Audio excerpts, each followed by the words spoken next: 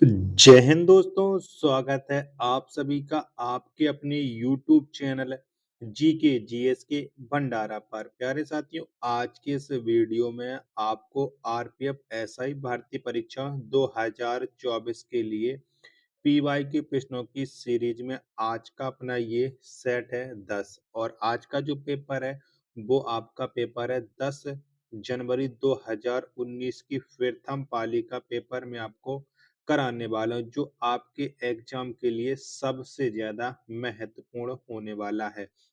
तो वीडियो को शुरू से लेकर के एंड तक है फुल वॉच करना है। वीडियो पसंद आए तो वीडियो को अपने दोस्तों के पास ज्यादा से ज्यादा शेयर कर देना। चैनल पर पहली बार वेट कर रहे हैं तो चैनल को आप लोग जरूर सब्सक्राइब कर लीजिएगा। तो फिर चलिए शुरू करते हैं। तो पहला प्रश्न आ जाता है आपके सामने कि निम्नलिखित में से कौन सा अंटार्कटिका में एक भारतीय अनुसंधान केंद्र है। तो कौन है? तो अंटार्कटिका में जो भारतीय अनुसंधान केंद्र है वो दक्षिण गंगोत्री है। एक का तीसरा ऑप्शन राइट आंसर है हो जाएगा। दूसरा प्रश्न आ जाता है कि फुटबॉल टीम में कितने खिलाड़ी होते हैं। तो फुटबॉल टीम में जो खिलाड़ियों की संख्या होती है वो 11 होती है। दो का दूसरा ऑप्शन राइट आंसर है हो जाएगा। तीसरा प्रश्न आ जाता है कि कौन से राज्य वंशाधारा जल विवाद न्यायाधिकरण में शामिल हैं। तो कौन से राज्य शामिल हैं? तो इसमें जो राज्य शामिल हैं वो है आपके उड़ीसा और आंध्र प्रदेश, यानी तीन का दूसरा ऑप्शन है वो राइट आंसर है हो जाएगा। चौथा प्रश्न आ जाता है आपके सामने कि अंडर 20 विश्व चैंपियनशिप की 400 मीटर दौड़ में किसने ऐतिहासिक रिकॉर्ड बनाया है। तो ये ऐतिहासिक रिकॉर्ड बनाया था हेमा दास ने। चार का चौथा ऑप्शन राइट आंसर है हो जाएगा।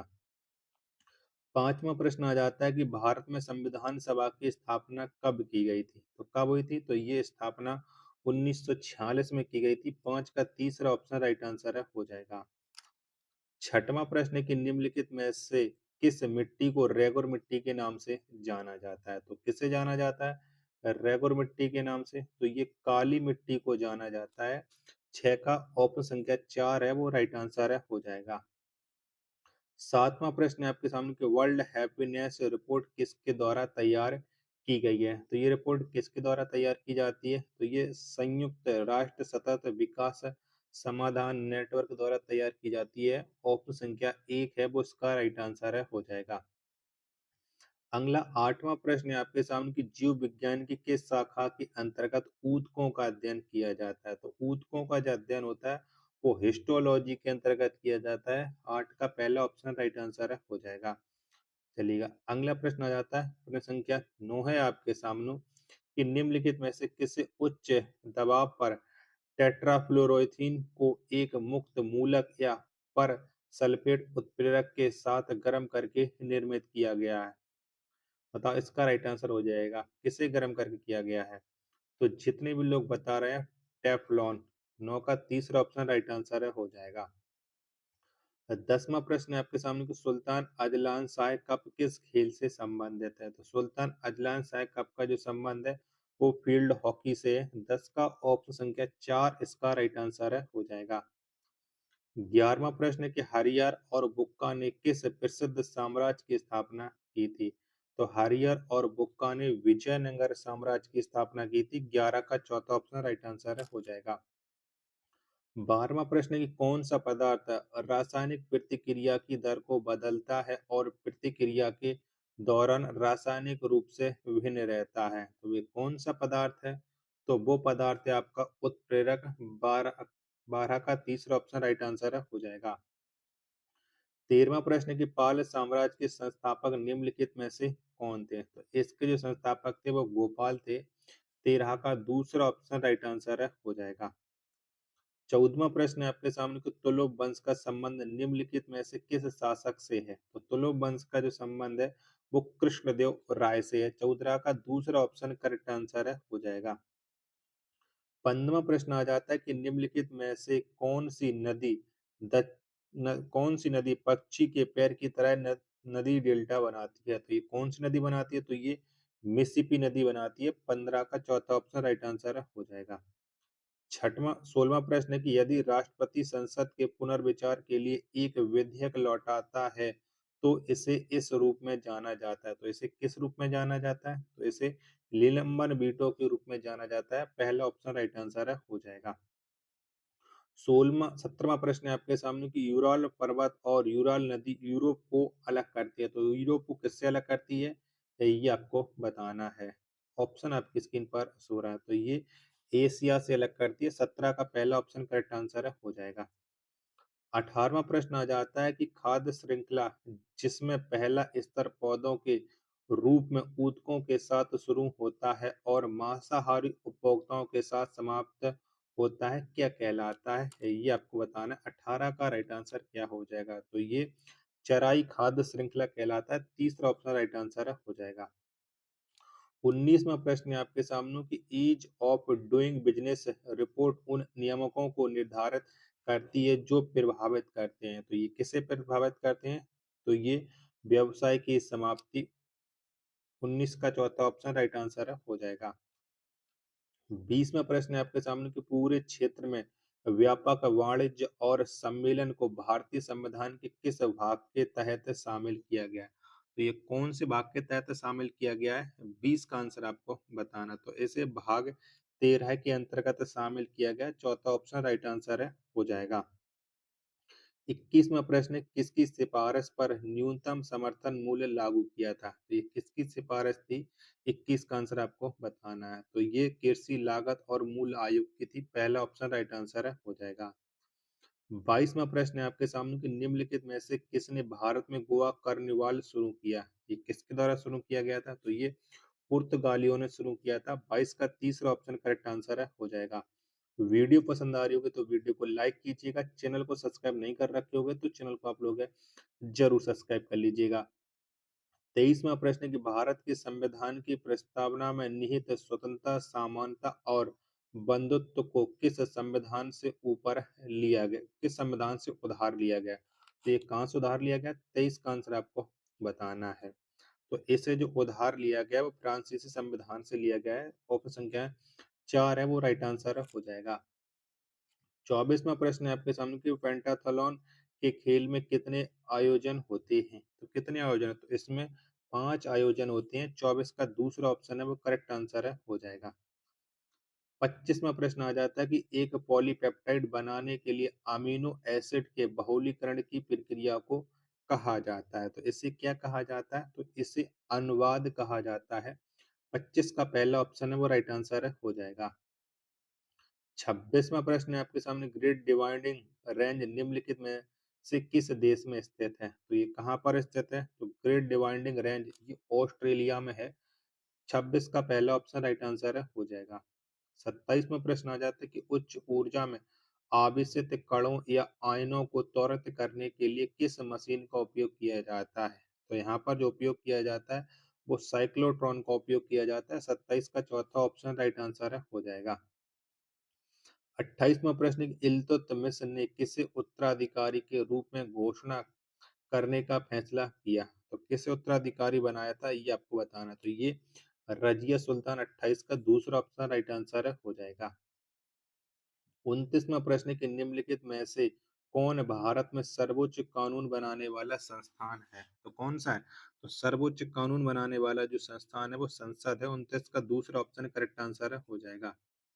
30वां प्रश्न आ जाता है आपके सामने कि आंचलिक परिषद का अध्यक्ष कौन होता है? तो इसका जो अध्यक्ष होता है वो केंद्रीय गृह मंत्री होते हैं। 30 का दूसरा ऑप्शन राइट आंसर है हो जाएगा। 31वां प्रश्न है कि संस्कृत में अपहा का अर्थ है? तो इसका जो अपहा का अर्थ होता है वो जल होता है। 31 का दूसरा ऑप्शन करेक्ट आंसर हो जाएगा।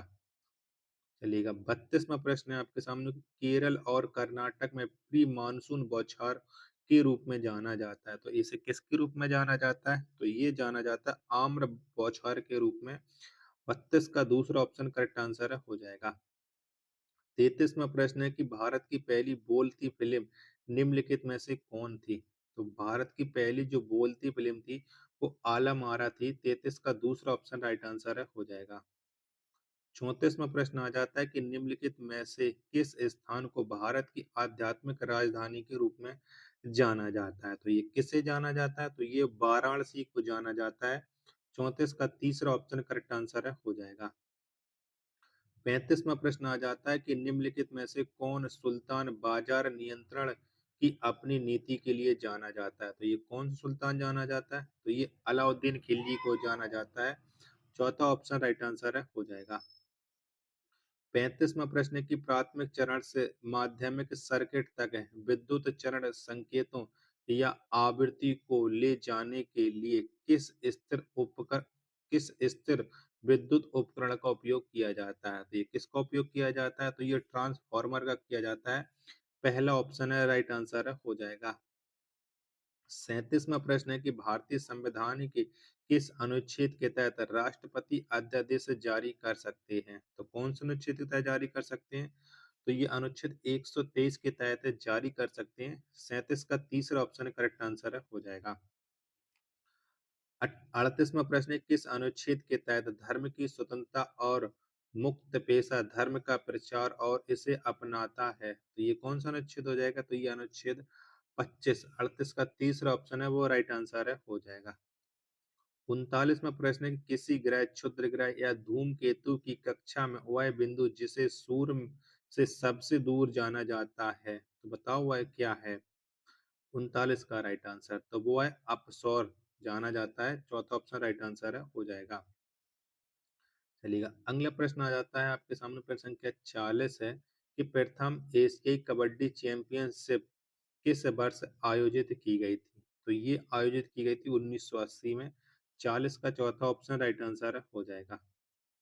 41वां प्रश्न आ जाता है कि भारतीय योजना का पहला खाका प्रस्तावित करने का श्रेय किसको दिया जाता है? तो ये जो श्रेय जाता है वो एम विश्वेश्वरैया को जाता है। 41 का पहला ऑप्शन है वो राइट आंसर है हो जाएगा। 42वां प्रश्न आ जाता है कि राष्ट्रीय राजमार्ग 2 किस नदी पर स्थापित किया गया है? तो ये कौन सी नदी पर स्थापित है? तो राष्ट्रीय राजमार्ग जो 2 है वो बराक नदी पर है। 42 का चौथा ऑप्शन राइट आंसर हो जाएगा। 23वां प्रश्न है कि 2022 शीतकालीन ओलंपिक की मेजबानी के लिए किस शहर को चुना गया है? तो ये जो चुना गया है वो चुना गया है बीजिंग को। 43 का दूसरा ऑप्शन करेक्ट आंसर हो जाएगा। 44वां प्रश्न कि निम्नलिखित में से कौन सी नदी पूर्ववर्ती नदी है? तो कौन सी नदी है? तो सिंधु यह एक पूर्ववर्ती नदी है। 44 का पहला ऑप्शन राइट आंसर है हो जाएगा। 45वां प्रश्न आ जाता है आपके सामने कि इलेक्ट्रोड और इलेक्ट्रोलाइट के बीच विकसित होने वाले विभवांतर के लिए किस शब्द का उपयोग किया जाता है? तो कौन शब्द का उपयोग करते हैं? तो इलेक्ट्रोड विभव का उपयोग करते हैं। तीसरा ऑप्शन करेक्ट आंसर है हो जाएगा। 46वां प्रश्न है कि किस देश से राजनीति के निर्देशक सिद्धांत उधार लिए गए हैं? तो राजनीति से सिद्धांत कहाँ से लिए गए हैं? तो ये आयरिश संविधान या आयरलैंड से लिए गए। 46 का तीसरा ऑप्शन राइट आंसर हो जाएगा। 47वां प्रश्न है कि एक गोलाकार दर्पण या लेंस के वक्रता केंद्र या केंद्र से गुजरने वाले काल्पनिक रेखा जिसे कहा जाता है? तो इसे क्या कहा जाता है? तो इसे प्रधान अक्ष कहा जाता है। ऑप्शन संख्या 4 है वो करेक्ट आंसर है हो जाएगा। 48वां प्रश्न है कि तराइन की दूसरी लड़ाई कब लड़ी गई थी? तो कब हुई थी? तो तराइन की जो दूसरी लड़ाई है वो 1192 में लड़ी गई थी। 48 का पहला ऑप्शन राइट आंसर हो जाएगा। 49वां प्रश्न है आपके सामने कि भारत की दूसरी पंचवर्षीय योजना का उद्देश्य क्या था?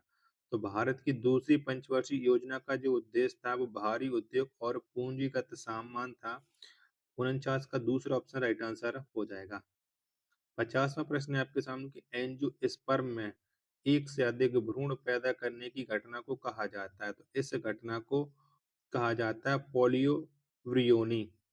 पोलियम बिरियोनी यानी 50 का तीसरा ऑप्शन राइट आंसर हो जाएगा। आशा करता हूँ कि आपको ये वीडियो पसंद आई होगी, तो वीडियो को लाइक, कमेंट और चैनल को सब्सक्राइब करना न भूलें। मिलते हैं अपने एक और नेक्स्ट वीडियो के साथ, तब तक के लिए धन्यवाद। जय हिंद, वंदे मातरम।